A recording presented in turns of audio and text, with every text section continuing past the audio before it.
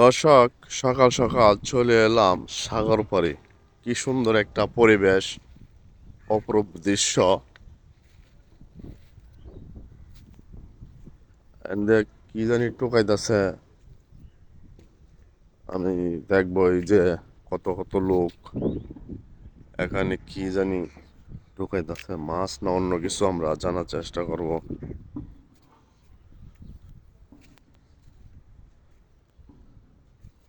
চাচি, কি দোকান? লোহা? আহ লোহা টুক দিন কয়টা ইনকাম হয়?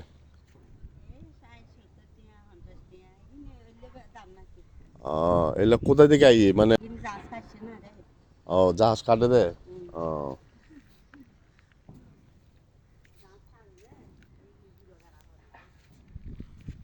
দর্শক দেখেন কি সুন্দর একটা দৃশ্য। এখানে জাহাজ কাটে,